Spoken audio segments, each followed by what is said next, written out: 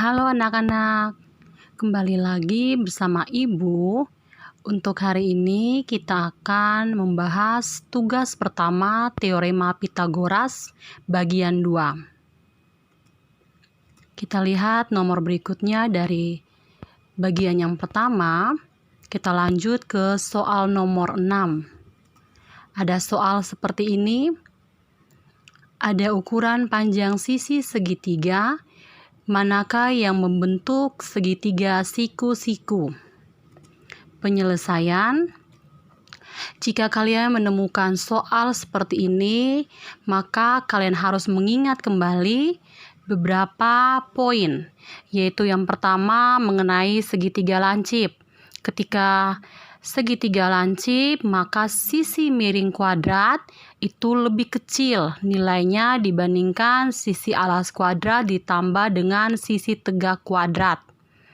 Yang berikutnya, kalau dia siku-siku, ukuran segitiganya mau membentuk segitiga siku-siku, maka sisi miring kuadrat sama dengan sisi alas kuadrat tambah sisi tegak kuadrat.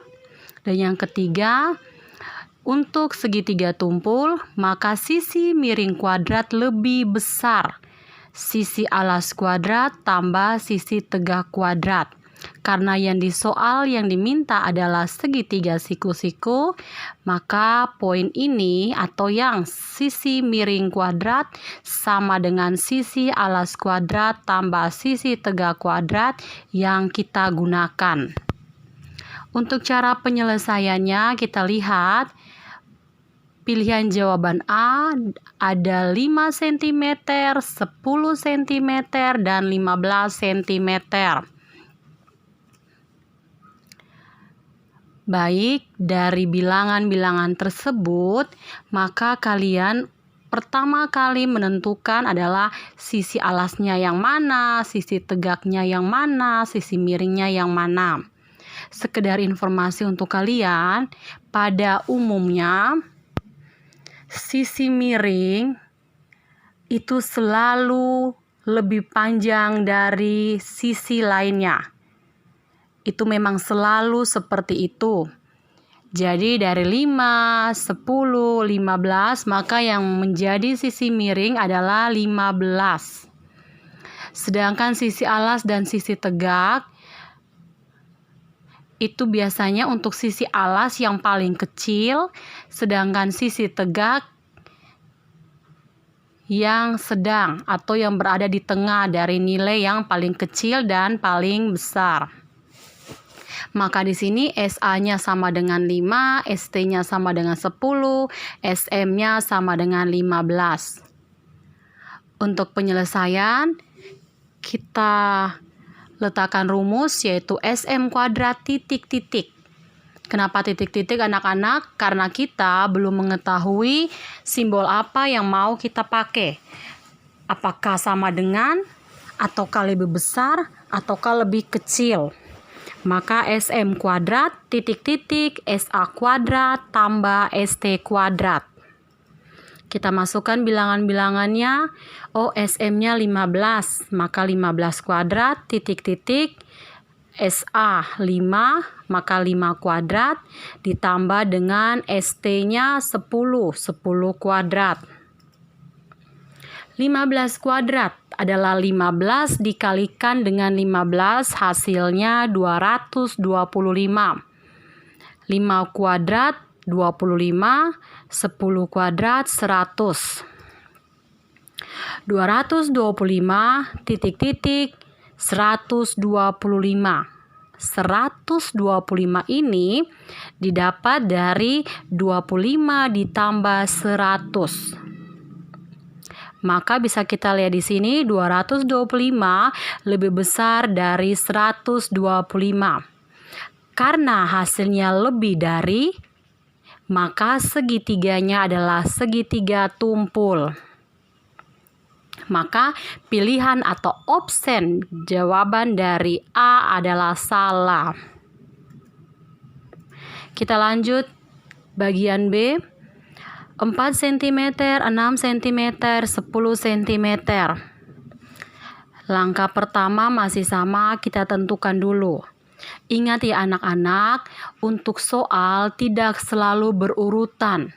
Tidak selalu seperti di soal bagian ini, 4, 6, 10. Tapi jika kalian menemukan soal dengan bilangan yang acak, maka kalian urutkan sesuai dia punya urutan dari yang kecil sampai yang terbesar. Maka dari sini kita bisa lihat SA-nya yang paling kecil adalah 4 cm.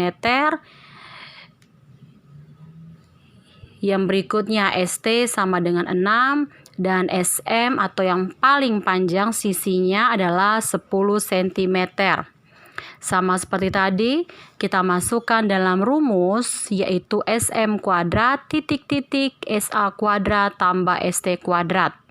Kita masukkan bilangan 10, bilangan 4, dan bilangan 6. Hasil kuadrat dari ketiganya adalah ini, 116, 36. Maka bisa kita lihat di sini 100 titik-titik 52. 100 lebih besar dari 52. Karena hasilnya lebih dari, maka segitiganya adalah segitiga tumpul. Maka opsi B masih salah. Kita lanjut ke opsi C, 8, 9, dan 15. Baik, sama seperti tadi ya anak-anak, bentuknya atau urutannya sudah teratur, yaitu paling kecil 8, berikutnya 9, dan yang paling panjang adalah 15 cm. Maka posisinya langsung SA itu 8, ST 9, SM 15. Kita masukkan dalam rumus yang sama, maka kita dapatkan hasil 225 titik-titik 145. Oh, ternyata 225 lebih besar dari 145. Karena hasilnya lebih dari, maka segitiganya adalah segitiga tumpul. Berarti A, B, dan C opsinya semuanya masih salah. Kita lanjut yang D. Kemungkinan besar D-nya yang pasti benar ya anak-anak, tapi kita pastikan. Kita pastikan di sini bilangan dari opsi D adalah 10, 24, dan 26. Sama seperti tadi, maka 10 sebagai sisi alas, 24 sebagai sisi tegak, dan 26 sebagai sisi miring. Kita masukkan dalam rumus SM kuadrat titik-titik SA kuadrat tambah ST kuadrat, maka kita hasilkan yaitu 676 titik-titik 676. Ini berarti kita menggunakan simbol sama dengan. Karena simbolnya sama dengan, maka segitiganya adalah segitiga siku-siku. Maka opsi yang benar adalah D. Ibu harapkan kalian bisa mengerti ya anak-anak. Sekarang kita lanjut ke soal nomor 7. Soal nomor 7, perhatikan kelompok bilangan di bawah ini. Ukuran sisi yang membentuk segitiga lancip ditunjukkan oleh titik-titik. Penyelesaian, ya sama seperti tadi, ada 3 poin yang harus kita pahami. Ketika yang diminta segitiga lancip, maka harus lebih kecil. Kuadrat sisi miring lebih kecil dari kuadrat sisi lainnya. Siku-siku sama dengan segitiga tumpul lebih dari atau lebih besar. Maka poin yang lancip ini yang harus kita ingat. Kita lanjut ke penyelesaian bagian option yang pertama, 5, 7, 8. Sama seperti tadi, kita tentukan sisi alas, sisi tegak, dan sisi miring. 5 yang paling kecil bilangannya sebagai sisi alas, 8 yang paling besar bilangannya sebagai sisi miring. Dan yang di tengah-tengah adalah sisi tegak, yaitu bilangan 7. SM kuadrat titik-titik SA kuadrat tambah ST kuadrat. SM di sini nilainya adalah 8, maka kita masukkan 8 kuadrat titik-titik 5 kuadrat tambah 7 kuadrat. Kita dapatkan hasil 64 titik-titik 25 tambah 49. 25 tambah 49 itu adalah 74. Maka 64 titik-titik 74. Ternyata 64 itu kan lebih kecil atau kurang dari 74. Maka segitiganya adalah segitiga lancip. Maka option atau I1 benar.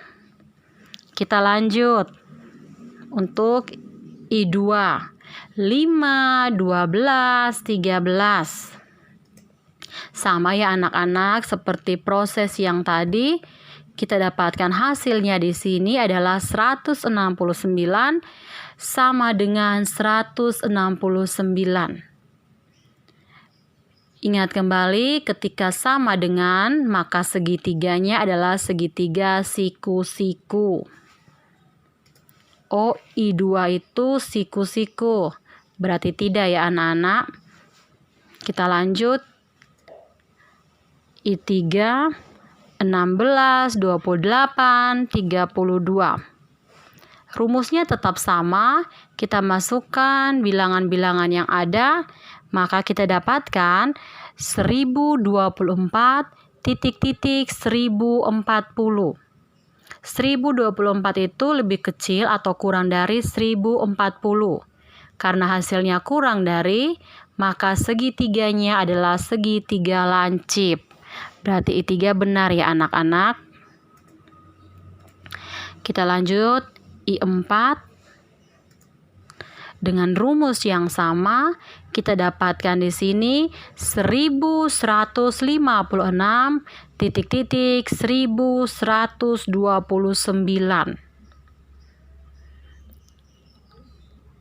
1156 itu lebih besar dari 1129. Karena hasilnya lebih dari, maka segitiganya adalah segitiga tumpul. Jadi dari I1 lancip, I2 siku-siku, I3 lancip, I4 segitiga tumpul, maka jawabannya yaitu B, I1 dan I3 yang membentuk segitiga lancip. Kita lanjut ke soal 8. Perhatikan kelompok bilangan di bawah ini yang merupakan tripel Pythagoras. Ingat kembali anak-anak, tripel Pythagoras yaitu pasangan 3 bilangan positif yang memenuhi kesamaan kuadrat bilangan terbesar. Bilangan terbesar di sini berarti sisi miring sama dengan jumlah kuadrat kedua bilangan yang lain. Atau bisa kita katakan sisi alas dan sisi tegak. Untuk menyelesaikan soal seperti ini, kita menggunakan cara yang sama dengan cara ketika kita menentukan jenis segitiga. Kita lihat kelompok bilangan yang pertama. Kita tentukan dulu sisi alas yang mana, sisi tegak yang mana, dan sisi miring yang mana. Sisi alas 3, sisi tegaknya 4, sisi miringnya 5. Di sini kita masukkan dalam rumus, maka 5 kuadrat, titik-titik 3 kuadrat tambah 4 kuadrat. 5 kuadrat itu 25, 3 kuadrat 9, 4 kuadrat 16. Maka 25, 9 tambah 16 juga 25. Maka nilainya adalah sama dengan. Maka kelompok bilangan 3, 4, 5 merupakan tripel Pythagoras karena memenuhi aturan teorema Pythagoras. Kita lanjut kelompok bilangan yang berikutnya 5, 13, dan 14. Sama seperti tadi, setelah kita menentukan sisi alas sama dengan 5, sisi tegak sama dengan 13, sisi miring sama dengan 14, kita masukkan ke dalam rumus. Ternyata hasilnya di sini tidak sama dengan 196 tidak sama dengan 194. Karena hasilnya tidak sama dengan, maka kelompok bilangan ini bukan merupakan tripel Pythagoras. Kita lihat kelompok bilangan berikutnya yaitu 7, 24, dan 25. Setelah kita masukkan ke dalam rumus, maka hasilnya adalah 625 sama dengan 625. Maka kelompok bilangan ini merupakan tripel Pythagoras. Ingat ya anak-anak, untuk tripel Pythagoras, ketika nilainya atau sisi miring kuadrat sama dengan sisi alas kuadrat ditambah dengan sisi tegak kuadrat, maka kelompok bilangan tersebut merupakan tripel Pythagoras. Yang berikutnya kelompok bilangan yang terakhir, SA sama dengan 20, ST sama dengan 21, dan SM sama dengan 29. Kita masukkan dalam rumus, maka 841 sama dengan 841. Karena hasilnya sama dengan, maka kelompok bilangan ini juga merupakan tripel Pythagoras.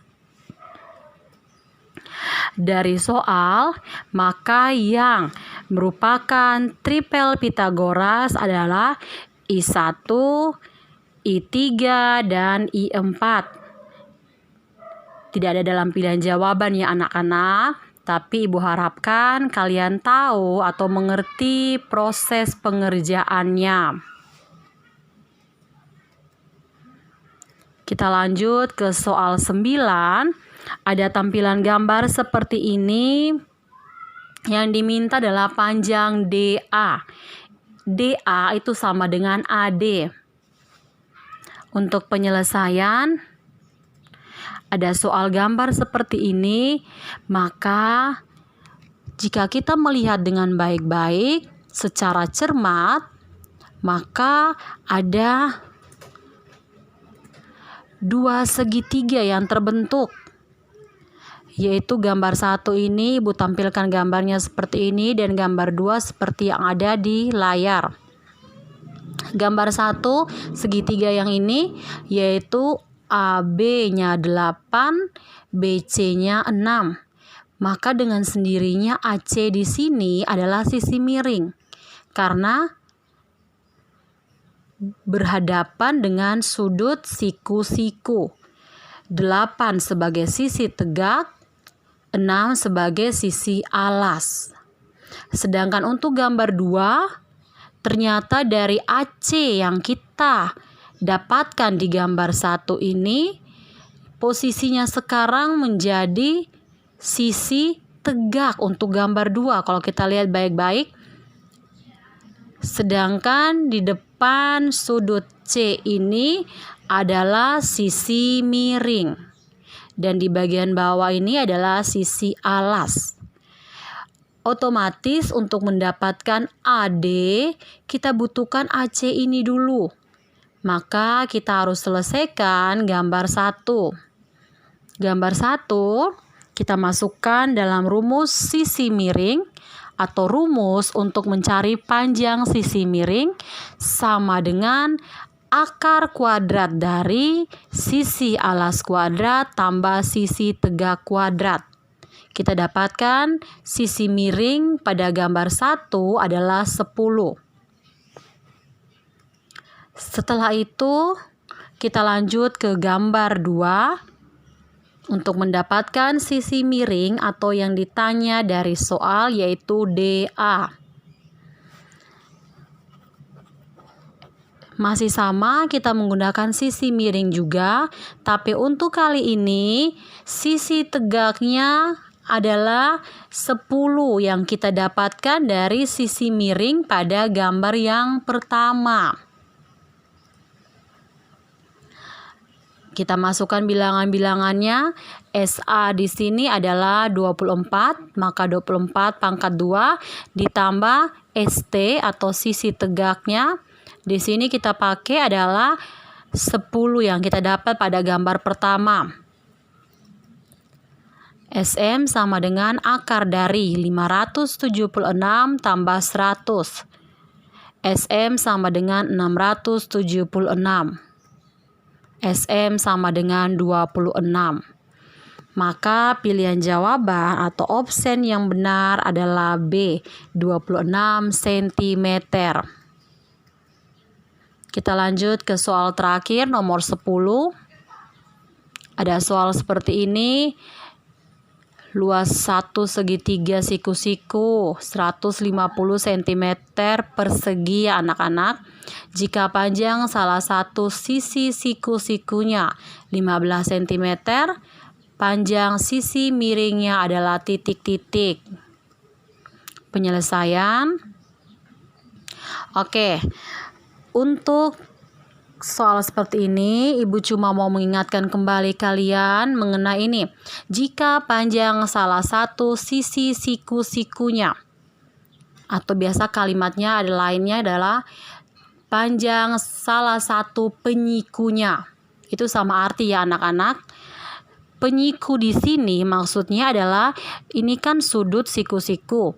Yang membuat sudut siku-siku atau yang membentuk sudut siku-siku ini adalah tidak lain sisi tegak dan sisi alas.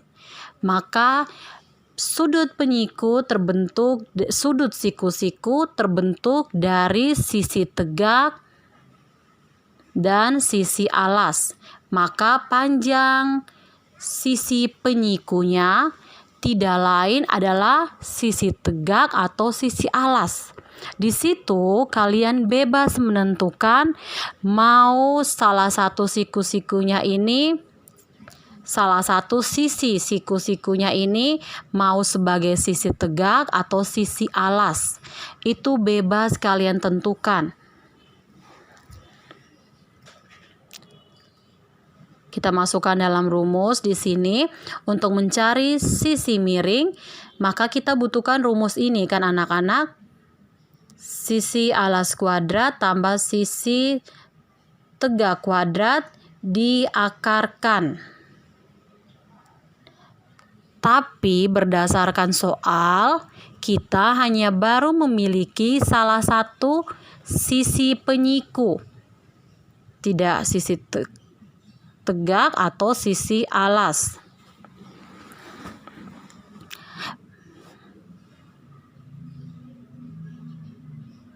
Bisa sisi tegak atau bisa sisi alas. Sedangkan di sini kita harus butuh dua-duanya. Butuh sisi alas, butuh sisi tegak. Maka kita kembali ke yang diketahui dari soal, ada luas segitiga siku-siku. Luas segitiga siku-siku sama dengan alas kali tinggi per 2. Kita masukkan bilangan-bilangannya. Luas segitiga di sini 150. Kita masukkan sesuai posisinya ya anak-anak. Luas segitiga 150 sama dengan alas di sini 15. Berarti dari soal yang ada, yang Ibu gunakan sebagai sisi yang diketahui yaitu salah satu penyikunya adalah sisi alas. dikali dengan tinggi per 2. Ingat ya, tinggi itu tidak lain adalah sisi tegak. Langkah selanjutnya adalah kita kalikan. Ini sebenarnya kali silang ya anak-anak. 150 ini kan per 1. Maka untuk kali silangnya 150 dikalikan dengan 2 sama dengan 15 kali tinggi harusnya dikalikan dengan 1. Tapi sama saja ya anak-anak. 150 kali 2 per 15 itu sama dengan tingginya. Kali 15 pindah menjadi bagi 15. Maka kita dapatkan hasil untuk tinggi yaitu 20. Baik, alasnya sudah dapat tadi 15, tingginya dapat juga yaitu 20.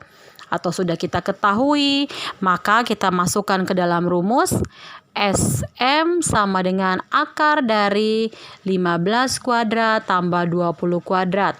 Maka kita hasilkan SM sama dengan akar dari 625, SM sama dengan 25. Baik anak-anak, nomor 10 adalah nomor terakhir dari tugas pertama untuk teorema Pythagoras. Ibu harapkan kalian bisa memahami video kali ini dan juga memahami materi mengenai teorema Pythagoras. Tetap semangat ya anak-anak dan selalu mau belajar. Sampai jumpa.